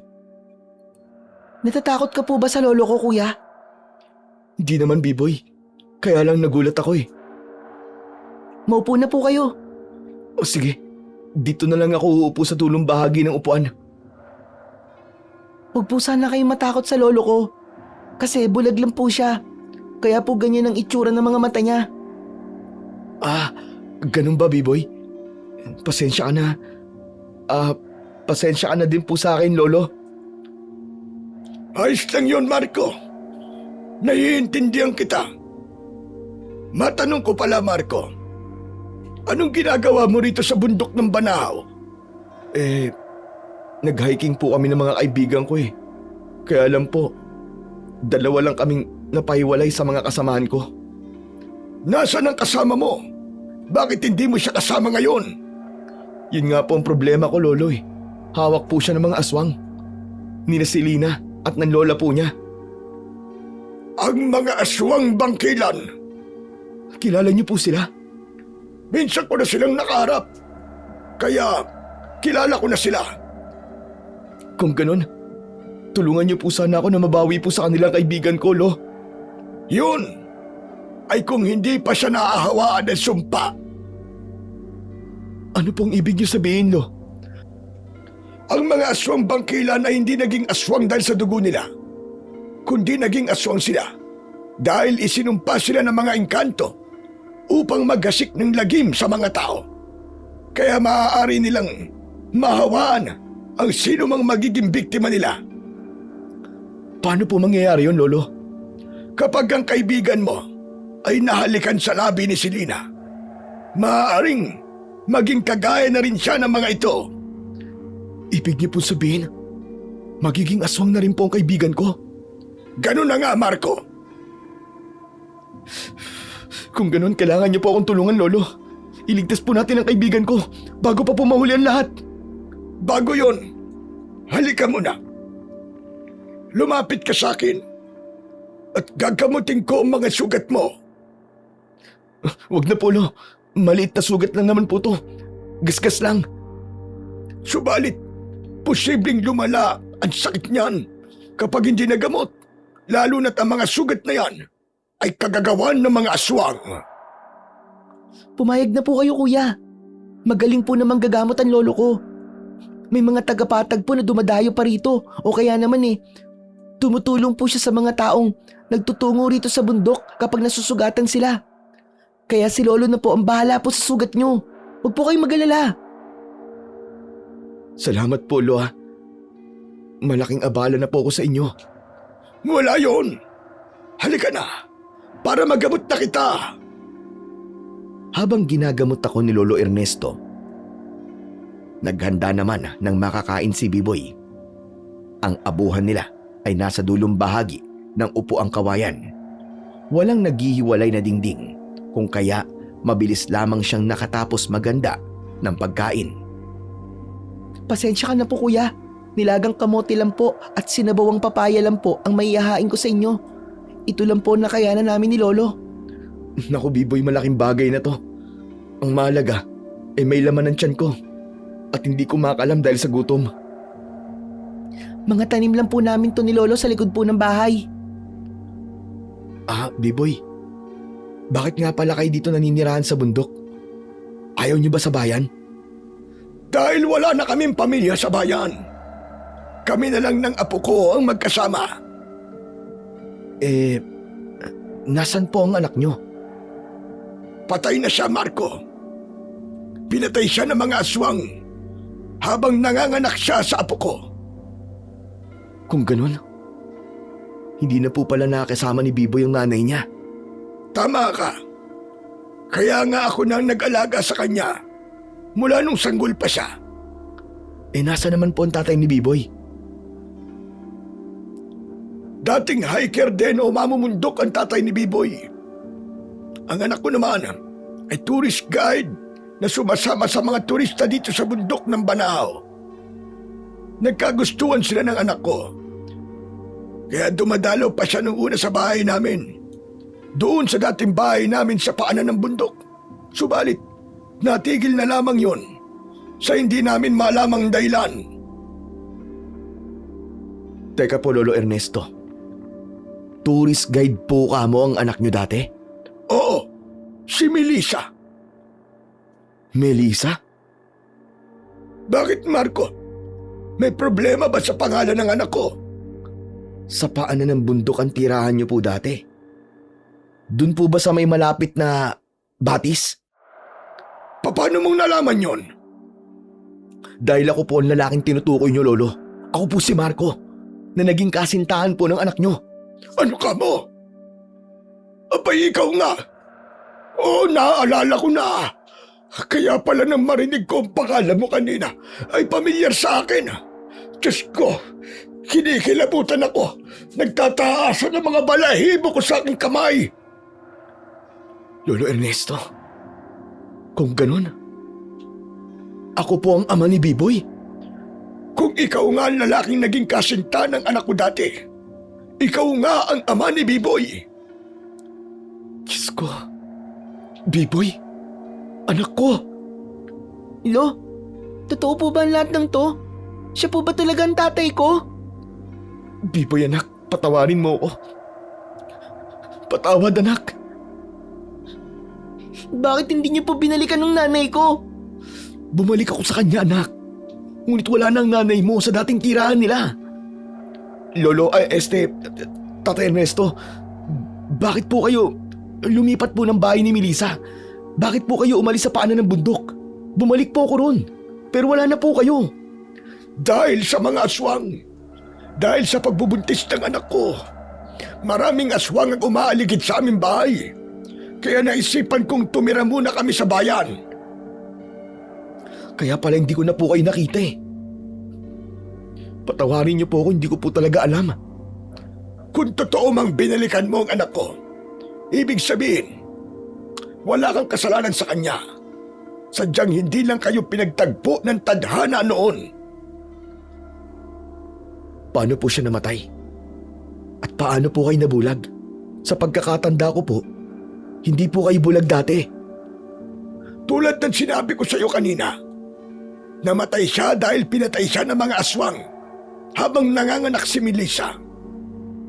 Tinangay siya ng mga aswang at dinala sa kabundukan ito. Dahil doon ay nakipaglaban ako sa mga aswang. Nasugatan nila ang mga mata ko. Kaya nabulag ako ng ganito. Ang lupit ng mga sinapit niyo sa kamay ng mga aswang na yun ah. Dahil nabulag na ako, hindi ko na alam ang daan pababa ng bundok. Dito sa kubong ito, dito ko na binuhay ang apo ko. Mga hayop sila. Ipaghihiganti ko ang pagkamatay ni Melissa at pagkabulag po ninyo. At ang pagkakahiwalay namin ng anak ko sa maraming taon. Salamat, Marco. Salamat. Marahil ay tadhana na nagdala sa iyo rito para matagpuan mo kami ng anak mo. Sumama na po kayo sa akin pabalik ng Maynila. Ako na po ang bahala sa inyo mula ngayon. Talaga po, tay? Oo, Biboy anak. Malaki ang bahay ko. At ako lang ang nakatira doon. May bukod na tirahan ng nanay at tatay ko. Pero malapit lang sa bahay ko. Naku, tsak na matutuwa ang lolo't lola mo doon kapag inuwi kita sa bahay. Pwede na akong mamatay ng payapa dahil alam kong magiging maayos na ang buhay ng aking apo. Lo, huwag po kayong magsalita ng ganyan. Mabubuhay pa po kayo ng matagal. Magkakasama pa po tayo.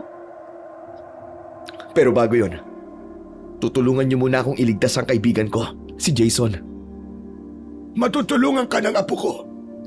May medalyon siyang suot na ibinigay sa akin ng kaibigan kong antingero. Makakatulong yon para mapuksa ang mga aswang. Isa pa, sinanay ko sa pakikipaglaban ng apo ko. Pati na ang kakayang pasunurin ang kalikasan gamit ang medalyon. Tay, ngayon nandito na po kayo. Matutupad na po ang kagustuhan kong maipagiganti ang nanay ko. Wala po akong lakas ng loob na gawin po yun dati. Pero ngayon po, tumapang na po ako. Dahil alam ko na may tatay ako na aalalay sa akin. Ang bata mo pa, pero parang matanda ka na kung magsalita anak. Dahil po siguro sa maraming hirap na pinagdaanan namin ni Lolo. Hayaan mo, Biboy. Mula ngayon, hindi ka na maghihirap. Ako na ang bahala sa inyo ng lolo mo. Lahat ng pagkaing masasarap, ibibigay ko sa inyo. Sa ngayon, kumain na po muna tayo para makapagpahinga na po tayo. May laban pa po tayong haharapin bukas. Anak, teka. Pwede bang mayakap muna kita? Kahit saglit lang. Sa halip na sumagot, maigpit na yakap ang isinukli ni Biboy sa akin. Hindi ko inakalang meron pala akong anak. Nang mga oras na yon, bigla kong naalala ang unang pagkikita namin ni Biboy sa lugar ng Kumunoy. Ang muka ng batang yakap ko ngayon, kagaya ng ina niyang si Melissa. Kahit nasaglit lang ang naging relasyon namin, totoong minahal ko siya. Ngayon, nag-iwan siya ng magandang alaala sa akin. Tadhana talaga ang gumawa ng paraan para magkakilala kaming mag-ama. At napakasaya ng puso ko. Tay, bukas bago sumikat ang araw, magtungo na po tayo sa bahay ng maglolang aswang. Oo anak, babawiin natin doon ang Tito Jason mo. Siyang pinakamatalik kong kaibigan. Kaya hindi ako makakapayag na tuluyan siyang mapahamak at makuha ng mga aswang na yun. Ngunit bago tayo sumugod doon, dapat ay handa tayo. Huwag na po kayong sumama, Tatay Ernesto. Kami na lang pong dalawa ni Biboy. Wala ka bang tiwala sa akin, Marco? Kaya kong makipaglaban kahit bulag ako. Tama po si Lolo, Tay. Malaki po ang maitutulong niya sa atin. Malakas po ang pakiramdam ni Lolo sa paligid. Isa pa po, siya ang unang nagmay-ari ng medalyon ko. Mas marami siyang alam kung paano po ito gamitin. Matuturuan niya tayo habang nakikipaglaban. Ngunit, kaya pa po ba ng katawan niyo, Tay? Oo naman, kayang-kaya, Marco. Kailangan ko lang uminom ng mahiwagang tubig. Ho? Ano pong mahiwagang tubig? Tubig po yun na binabaran po ng medalyon sa loob ng isang araw. Pagkatapos po ay dinasala ng mga orasyon. Yun na nagpapalakas po kay Lolo. Pwede ba akong uminom din ng mahiwagang tubig na yun? Para lumakas din ang katawan ko? Pwede po, Tay. Maging ako po umiinom po nun eh. Proteksyon na din natin yon laban po sa mga aswang. Saka, nakakatulong din po yon para maghilom ang mga sugat nyo sa katawan. Aba, talagang mahiwaga nga ang tubig na yun ah. Parang may magic. Yung kasi ang ginagamit ko sa aking panggagamot. Nanggagamot pa po ba kayo? Hanggang ngayon, Tay? Oo, pero sa piling pagkakataon na lamang. Dahil natatakot rin sa akin ng ibang tao dahil nga sa anyo at kalagayan ko. Iniisip nilang baka ako ang aswang dito sa gubat. Kaya ayaw nila na lumapit sa akin. Kapag natapos na po ang lahat ng to, sasama ko rin po kayo sa Maynila. Ipapagamot ko po ang mga mata nyo, pangako po yan. Hindi na kailangan yun, Marco. Gastos lang yun. Saka, matanda na rin naman ako. Ang gusto ko na lang ay maging maayos ang buhay ng apo ko. Madilim pa ang paligid nang bumangon ako sa higaan. Wala na rin kasi sa tabi ko ang anak ko. Kagabi, bago kami matulog, ay magkatabi pa kami sa papag. Kahit pupungas-pungas pa ako, ay pinilit kong imulat ang mga mata ko. Lumakad ako patungo sa sala. Nakita kong nakasindi pa ang gaserang nagbibigay ng liwanag sa buong bahay. Anong ginagawa mo, anak? Gumagawa po ako ng balang sibat, Tay. Gagamitin po natin ito mamaya. Pagpunta po natin sa bahay ng mga aswang. Saan ka kumuha ng mga kawayan? Sa likod ng bahay po. Kailan mo ito kinuha? Kagabi bago tayo matulog? Wala pa akong kawayang... Sorry po, one more. Anak, kailan mo ito kinuha? Kagabi bago tayo matulog? Wala pa ang mga kawayang to ha. Ngayon lang din po, Tay. Pero madilim pa ang buong paligid ah. Paano ka nakakuha? Dito po ako lumaki, Tay. Ang dilim po ng kabundukan to ang nagpalaki sa akin. Pasensya ka na, anak. Bakit tumihingi ka naman po ng pasensya sa akin, Tay? Dahil napabayaan kita. Hindi ko kasi alam na may anak ako. Ang mahalaga po ngayon, nandito na po kayo, Tay. Kung alam ko lang ang nangyari sa inyo ng nanay mo, di ka sana dumanas ng ganitong hirap ng buhay. Minahal niyo naman po si nanay dati, di po ba? Oo naman, B-boy. Minahal ko ng sobrang nanay mo. Ang totoo, wala na akong naging karelasyon pang iba pagkatapos ng nanay mo. Siguro dahil ganun ko siya kamahal. O sadyang wala pang nakakapantay sa pagmamahal ko sa kanya. Kumpara sa ibang babaeng nakilala ko sa Maynila. Oh, gising na pala kayong mag-ama. Ang aga niyo namang nagising. No, gising na po pala kayo. At seryoso naman ang usapan niyo. Hindi niyo tuloy napansin ang paglapit ko. Ano po pala yung dala nyo, Tay? May wagang baging, Marco. Para sa naman po yan? Makapangyarihan ang baging na to laban sa mga aswang. Kaya nitong makipag-isa sa kalikasan. At ibibigay ko na ito sa iyo ngayon, Marco. Ho? Pero bakit po? Sapagkat panahon na para ipasa ko ito sa iyo. Kung nabubuhay ang anak ko, sa kanya ko ito ibibigay. Subalit wala na siya. Bilang ama ng apo ko, karapat-dapat lang na sa iyo ko ito ibigay. Hindi ko po matatanggap yan, Tay. Napakahalaga po niyan para sa inyo. Kung gusto mong madaig ang mga aswang sa lugar na ito, kailangan mo ito, Marco. Hindi ko po alam gamitin ang sandata na yan eh. Puso mo ang magsasabi kung ano ang dapat mong gawin, kung paano mo ito gagamitin. Paano po kayo, Itay? Ano pong gagamitin yung panlaban sa mga kampo ng kadiliman? Bulag man ako, malakas naman ang pakiramdam ko sa paligid. Ang sariling lakas at puso ko, yun ang panlaban ko, anak. Kung ganun po, maluwag sa loob kung tatanggapin ang sandatang to. Magiging malakas kayo mag-ama, Marco at Biboy.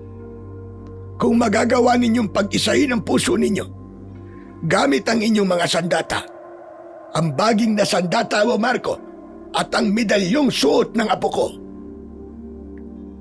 Maraming salamat po dito, Lolo. Tandaan nyo, huwag kayong titingin ng direkta sa mga mata ng mga bangkilan. Dahil ang mga bangkilan na aswang ay marunong manghipnotismo.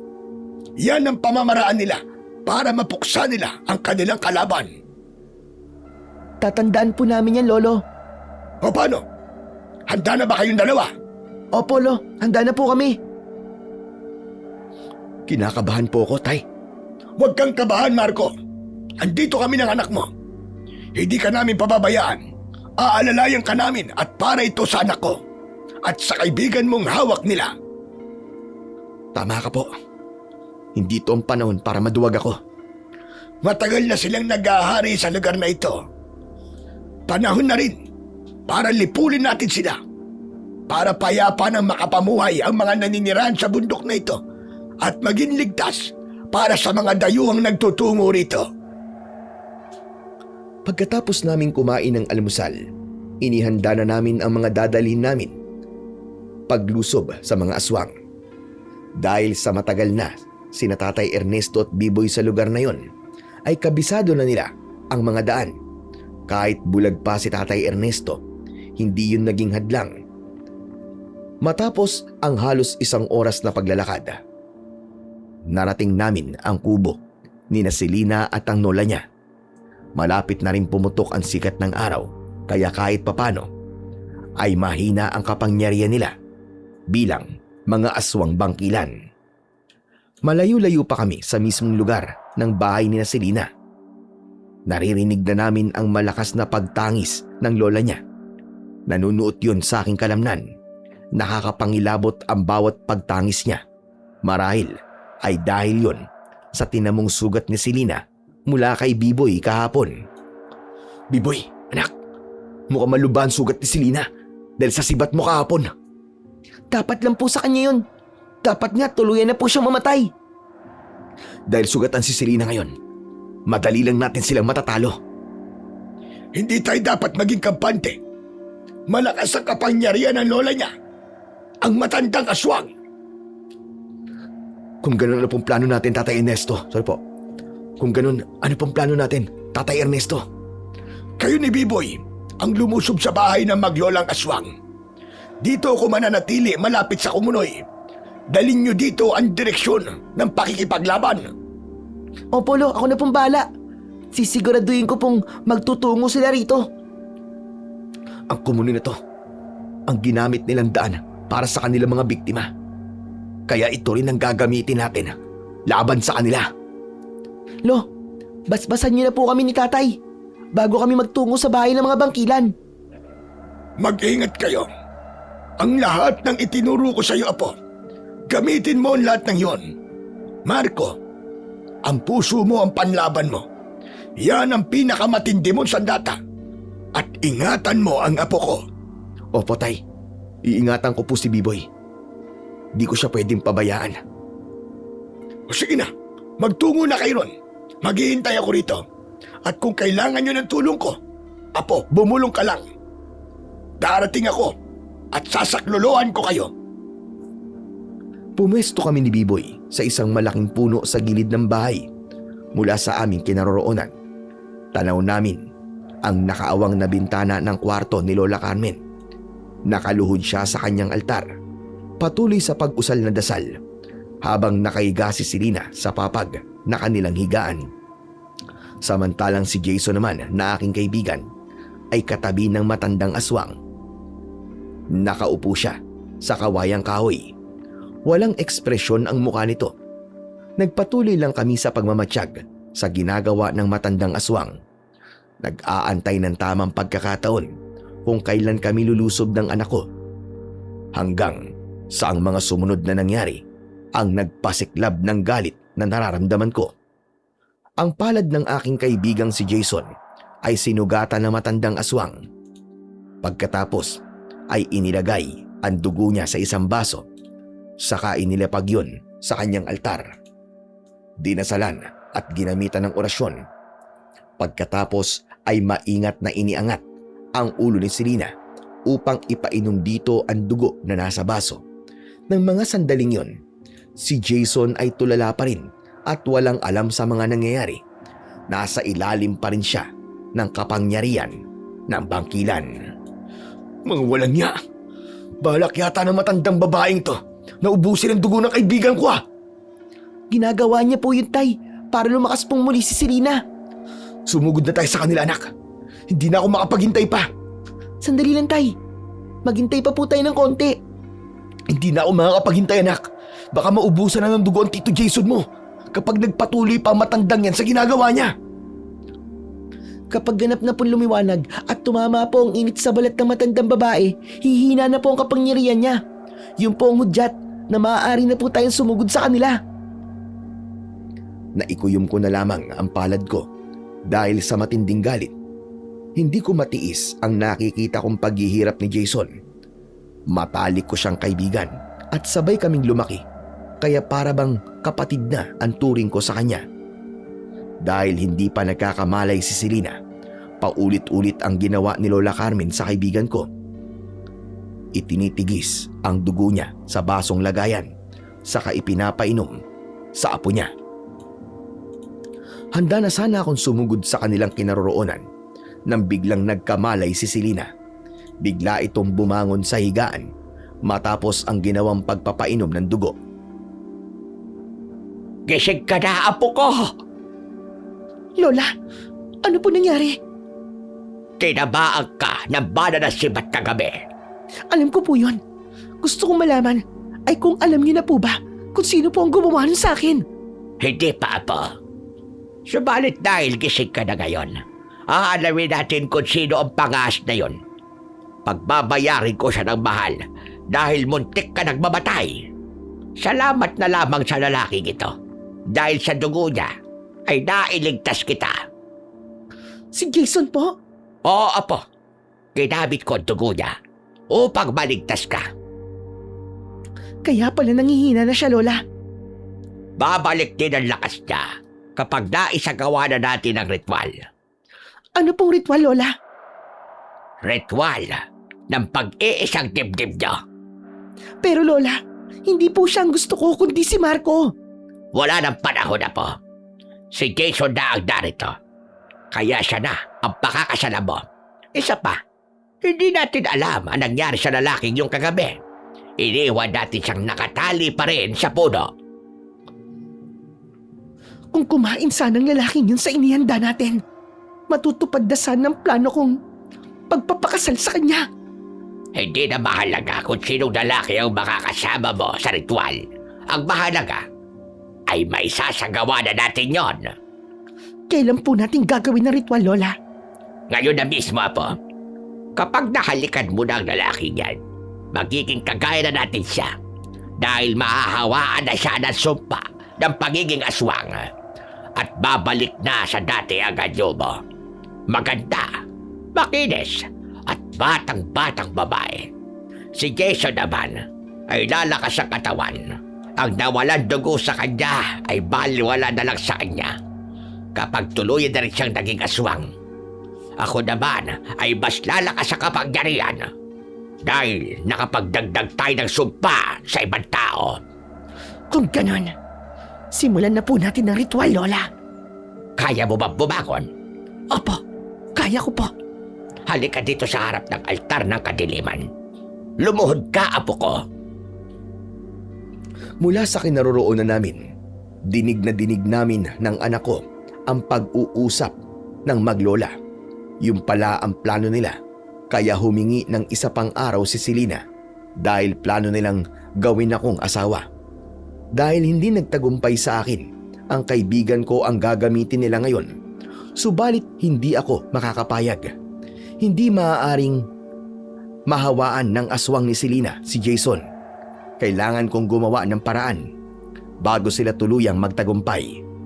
Akmang hahalikan na ni Selena ang kaibigan ko nang lumabas na ako bigla sa pinagtataguan ko.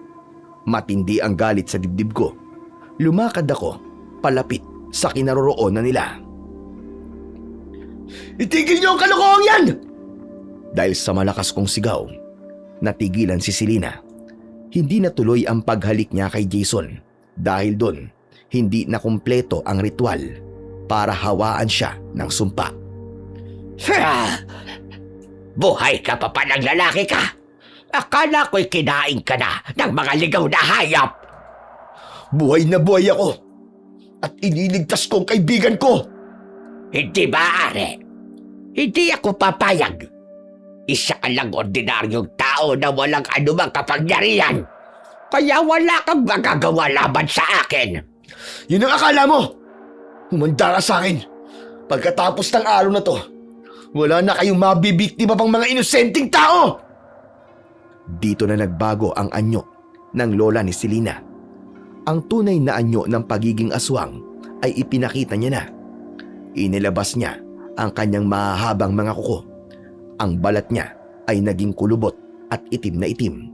Ang buhok ay nagtaasan. Matitigas ang bawat tibla at ang gulo-gulo.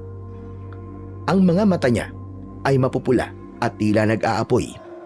Pagkatapos nun, umakyat siya sa pasimano ng bintana saka tumalon sa lupa malapit sa kinaroroonan ko. Humanda ka sa akin! Lapastagan kang lalaki ka! Bagamat kinakabahan ako, hindi ako nagpahalata. Walang puwang ang takot para sa mga masasamang nilalang. Akala mo natatakot ako sa'yo? Nagkakamali ka! Bago pa ako makapagpatuloy sa sasabihin ko, iniunat niya ang kanyang kanang kamay at hinawakan ng leeg ko. Halos hindi ako makahinga sa higpit ng pagkakasakal niya at tuluyan akong napaluhod sa lupa. Bitiwan mo ang tatay ko! Nagsama ka pa pala ng asugot! Nagpapatawa ba kayong dalawa?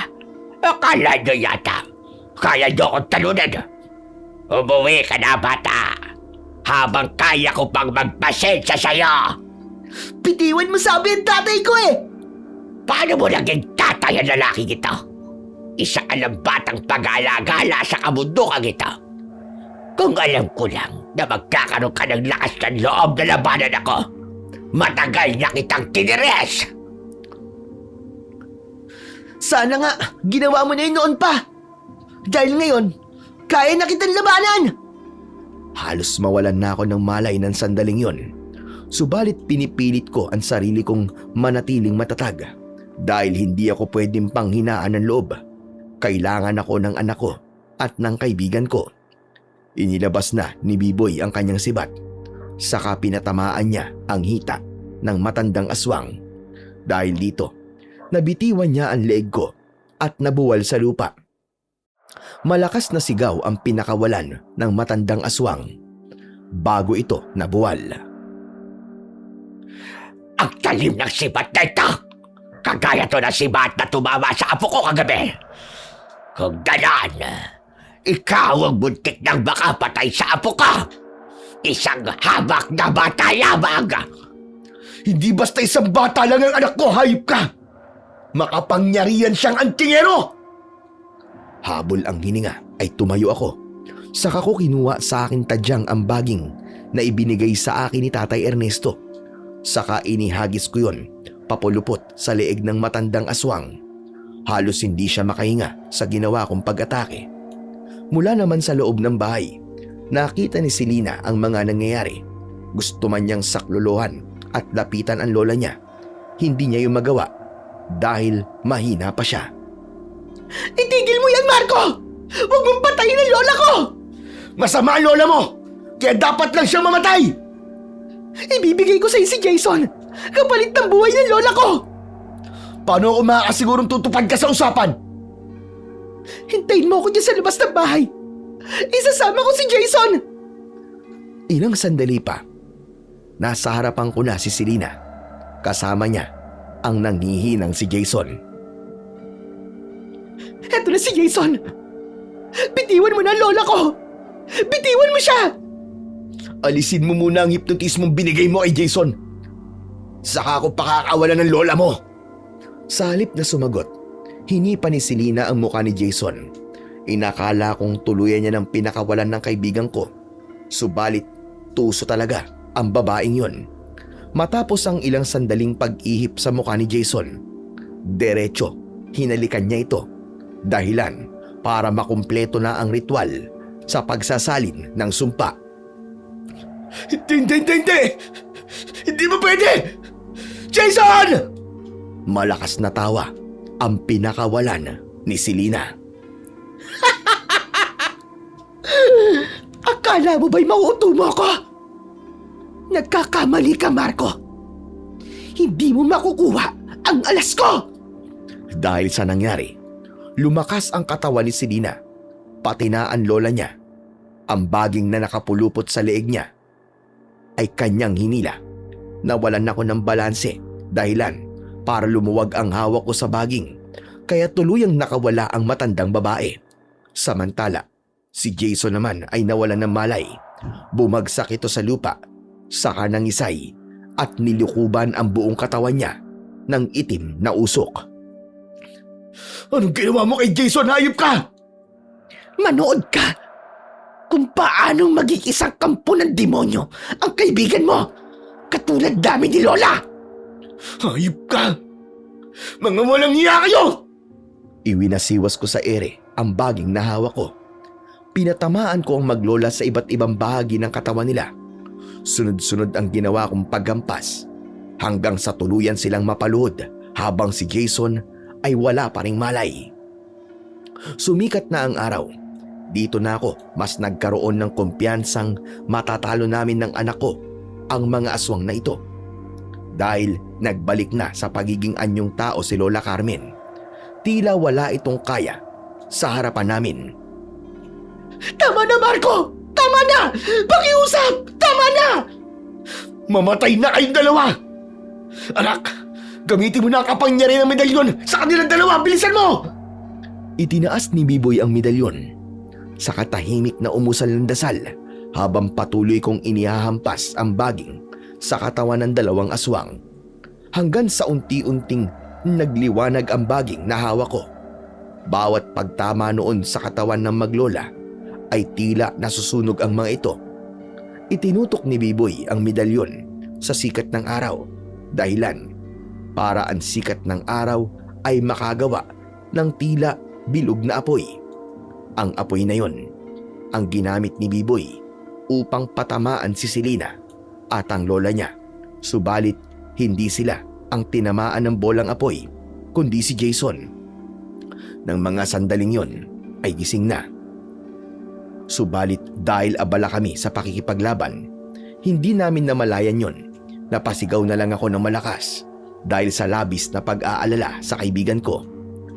Tinamaan siya sa dibdib, subalit hindi niya yun ininda. Tumayo ito. Saka matamang nakatingin sa amin ni Biboy. Nandilisik ang mga mata ng kaibigan ko. Jason, ako to, si Marco! Ang kaibigan mo! Hindi mo na ba ako nakikilala? Hindi. Hindi kita kilala. Anong ginawa mo sa kanya, Selena? Bago ko siya halikan kanina, inalis ko ang alaala niya. Kaya wala siyang naaalala tungkol sa'yo. Walang iya ka talaga. Hayop ka! Demonyo ka! Jason, labanan mo sila! Huwag ka magpapatalo sa kanila. Patayin mo silang dalawa dahil gusto nila tayong patayin. Jason, wag mo siya susundin! Kaibigan mo ako, di ba? Ako si Marco! Ang pinakamatalik mong kaibigan! Huwag kang makinig sa kanya, Jason. Ako lang ang pakinggan mo. Masama sila. Kaya patayin mo na sila! Napakasama mo talaga! Tunay ngang ang mga bangkilang tulad nyo ay mga aswang na sinumpa para magasik ng lagim sa mundo! Tama ka! Dahil mas lumalakas ang kapangyarihan namin kapag nakakahawa kami para maging kauri namin. Mas lumalakas ang kapangyarihan namin para magasik ng kasamaan. Jason, tapusin mo na ang lalaking yan. Pati na ang bubwit na kasama niya! Matalim ang tinging ipinukol sa amin ni Jason. Nakakatakot at nakakapangilabot. Kasunod nun ay itinaas niya ang kanyang dalawang kamay. Kahit maganda ang sikat ng araw, biglang dumilim ang kalangitan. Sa kasunod-sunod na pagkulog at pagkidlat ang pinakawalan ng kalangitan. Umihip ang malakas na hangin. Pagkatapos ay gumalaw ang mga ugat na mga punong kahoy. Patungo ang mga ugat na yon sa kinaroroonan namin ni Biboy. Pumulupot yon sa katawan namin ng anak ko. Lolo, tulungan niyo po kami! Lolo! Lolo!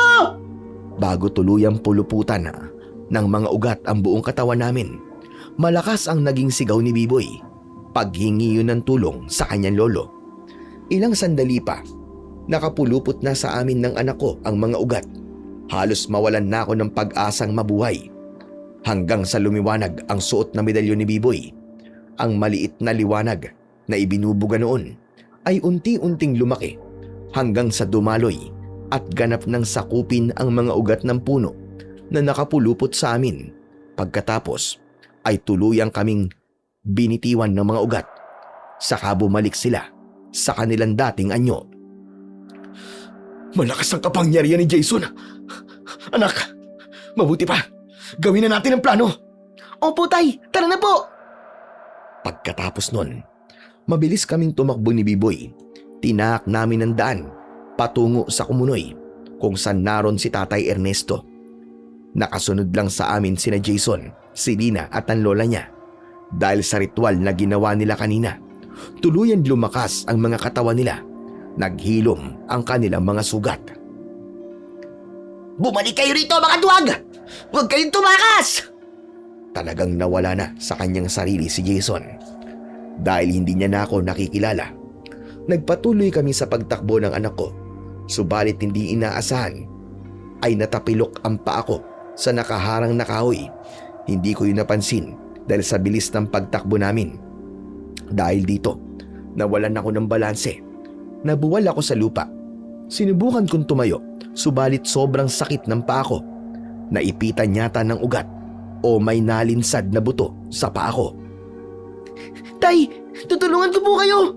Iwan mo na ako dito, anak! Hayaan mo na ako dito! Sige na! Hindi po kita iiwan dito, tay! Kaya sige na, humawak po kayo sa mga kamay ko! Itatayo po kita! Sinubukan kong tumayo sa tulong ng anak ko.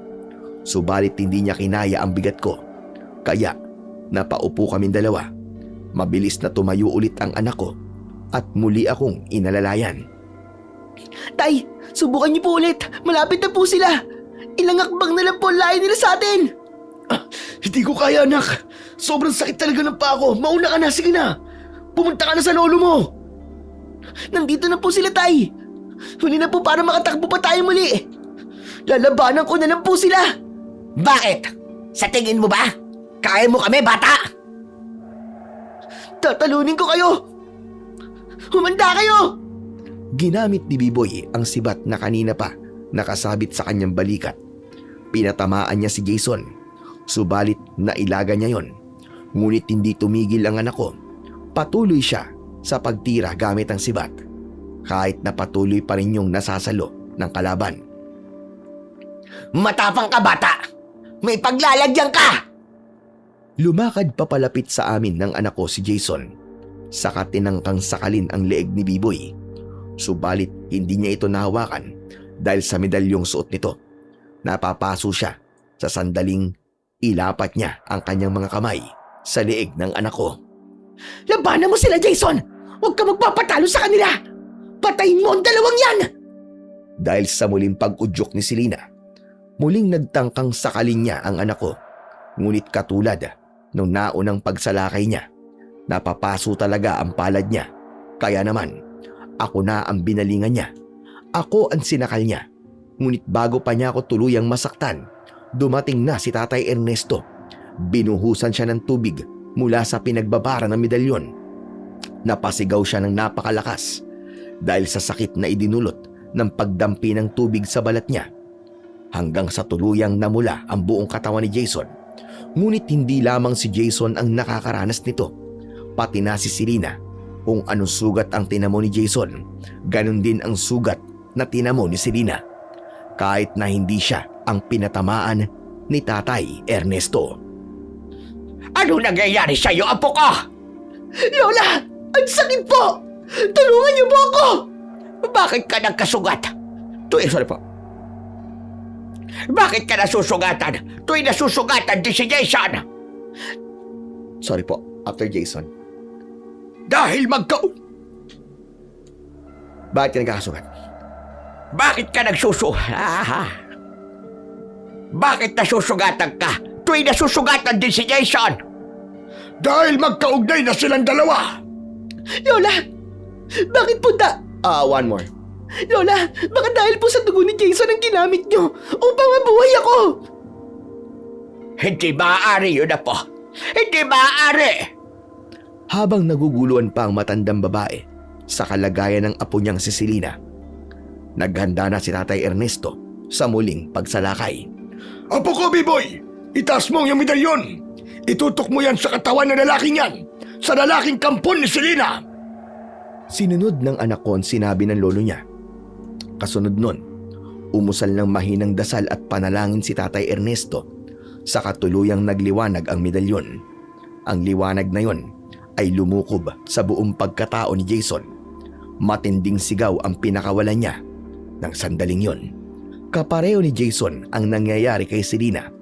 Parehong sakit ang nararamdaman nila.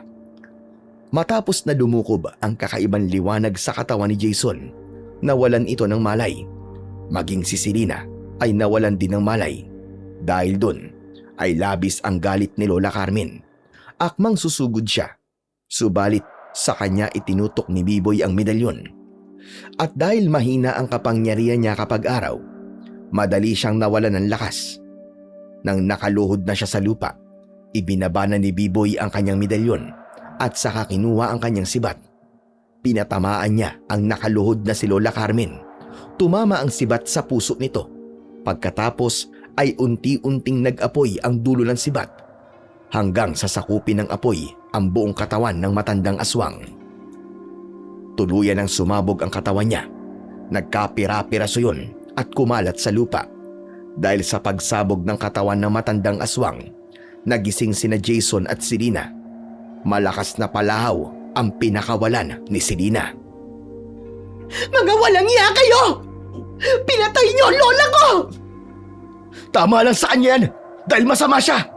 Mga kampon kayo ng demonyo. Pinatay niyo si Melissa, ang babaeng pinakamamahal ko. Kung gano'n, ang ina ng batang yan ay si Melissa! Oo, dahil anak namin siya ni Melissa. Ang perpektong babae para sa paningin mo. Kaya pinatay ko siya! Bakit? Anong dahilan mo at pinatay mo siya? Naaalala mo? Nung unang beses na pumunta ka sa lugar na ito, nahulog ka sa bangin. Ako nagligtas sa'yo. Inalagaan kita. Pero nang magising ka at makita mo ang pangit kong anyo, imbis na magpasalamat ka, nilait mo pa ako. Pagkatapos ay bumalik ka kay Melissa. Galit na galit ako sa'yo noon. Kaya pinatay ko siya. Kahit na nagkasala ako sa'yo, hindi mo dapat idinamay ang mga mahal ko sa buhay. Kahit naswang ako, hindi ako pumapatay ng tao noon. Dahil mas pinili ko maging mabuti sa kapwa. Pero sadyang nasaktan mo ang kalooban ko. Yun ang dahilan. Kaya tuluyan ako nagpakasama. Bawat maligaw sa kabundukang ito, pinapatay ko. Kinakain ko ang laman nila upang bumata ang anyo ko. At sa ganon, wala nang taong manlalait sa akin. Higit sa lahat, napapasunod ko sila sa palad ko. Panahon na para maputol ang kasamaan mo. Papatayin mo ko. Sige, patayin mo ko. Dahil kapag pinatay mo ko, parang ikaw na rin ang pumatay sa kaibigan mo. Magkaugnay na ang buhay namin ngayon. Dahil sa ritual na ginawa ni Lola, ano man ang gawin mo sa kanya o sa akin, pareho naming mararamdaman yon. Walang iya ka talaga. Huminahon ka muna, Marco. May solusyon pa para mawala ang sumpa sa kaibigan mo. Ano po yung Tatay Ernesto? Sa paanan ng bundok may batis doon. Maiwaga ang batis na yon. Nakakagaling yon ng mga sakit. Nakakaalis din ng masasamang espiritu sa katawan ng isang tao. Hindi ako sigurado kung nakakagaling yon ng sumpa. Pero maaari nating subukan. Paano natin manadala si Jason sa batis na yon, Tay? Si Selena lang ang sinusunod niya. Hindi ako papayag! Pinatay niyo ang lola ko, kaya hindi rin babalik sa inyo si Jason. Patayin niyo na lang ako kung gusto niyo. Pero hindi magbabago ang isip ko! Pagkasabi nun ng Selena, biglang pinakawalan ni Biboy ang sibat. Tumama yon sa puso ng babae. Tagos hanggang sa kanyang likuran. Kaya katulad ng nangyari sa Lola Carmen niya, ang naging kapalaran din ni Selena. Anak! Bakit mo ginawa yun? Dahil siya ang pumatay sa nanay ko. Siya ang dahilan kung bakit nagkahiwalay tayo. Siya ang dahilan kung bakit nabulag ang lolo ko.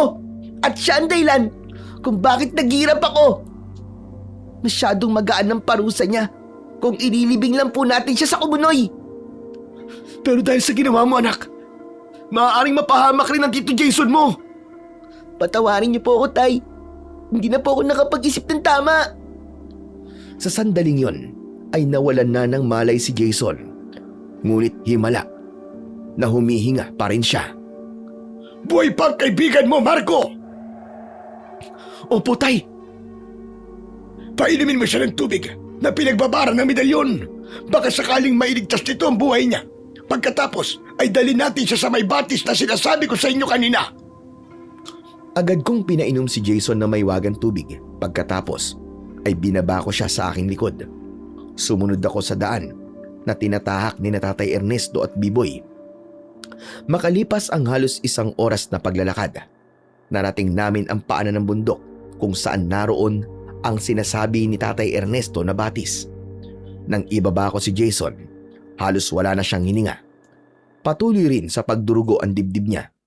Nagkaroon siya ng sugat kahit hindi siya ang tinamaan ng sibat. Inihiga ko si Jason sa mababaw na bahagi ng tubig. Pagkatapos ay pinainom ko siya ng tubig mula sa batis. Habang nakababad sa tubig ang buong katawan ni Jason, taimtim na bumigkas ng dasal at orasyon si Tatay Ernesto hanggang sa unti-unting lumalabas ang itim na usok mula sa katawan ng kaibigan ko. Unti-unti rin naghihilom ang sugat sa kanyang dibdib. Dahil doon ay nagkaroon ako ng pag-asang gagaling ang kaibigan ko hanggang sa tuluyan ng nagmulat ang kanyang mga mata. Pare, Marco, anong nangyari sa akin? Ba't nandito ako? Pare, naalala mo na ako. Oo naman. Hindi ko maaaring kalimutan ka, pambira ka, oo. Salamat po sa tulong niyo, Tatay Ernesto. Oh, sino sila, Marco? Mahabang kwento. Sa ako na ikikwento sa'yo. Mabuti pa, umuwi na muna tayo. Tatapalan ko ng halamang gamot ang mga sugat ni Jason para tuluyan na siyang gumaling. Salamat sa Diyos. Dahil nagtagpo ang mga landas natin, Tatay Ernesto, B-boy. Kahit muntik na mapahamak ang kaibigan ko, hindi pa rin tayo pinabayaan ng Panginoon Diyos. Babalik ako sa Maynila na may bagong buhay at bagong karanasang hindi ko malilimutan dito sa bundok ng Banahaw. Nang sumunod na araw, bumalik na kami sa Maynila. Nung una ay ayaw sumama ni Tatay Ernesto sa amin, ngunit pinilit ko siya.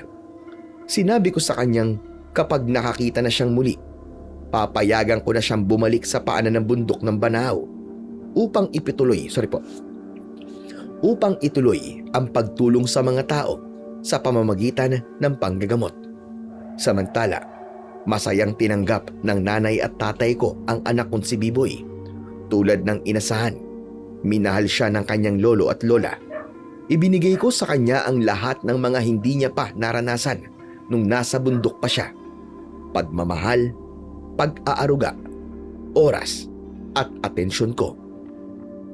Kami naman ni Jason ay mas lalong tumibay ang samahan at mas naging mabuting magkaibigan. Kahit maraming pangyayari sa buhay natin ang hindi natin inaasahan, kahit na mabingit pa tayo sa kamatayan, ang pagtitiwala sa ating Panginoong Diyos ang pinakamabisang sandata sa lahat. Walang sumpa, walang panlilinlang ang hindi natin mapagtatagumpayan. Hanggang dito na lamang po ang aking kwento at sana ay may napulot po kayo na magandang aral. Maraming salamat po sa walang sawa niyo pong pakikinig at pagsuporta sa akin pong YouTube channel na The Voice Addict. Sana po ay mag-subscribe din po kayo at pindutin niyo na rin po ang like at notification bell para palagi po kayong updated sa akin pong mga bagong kwento. At abangan niyo po ang pagbabalik ng mga kwento ni Apong Isaac sa susunod na buwan. Muli, maraming salamat po sa inyo. Hanggang sa muli, mga idol.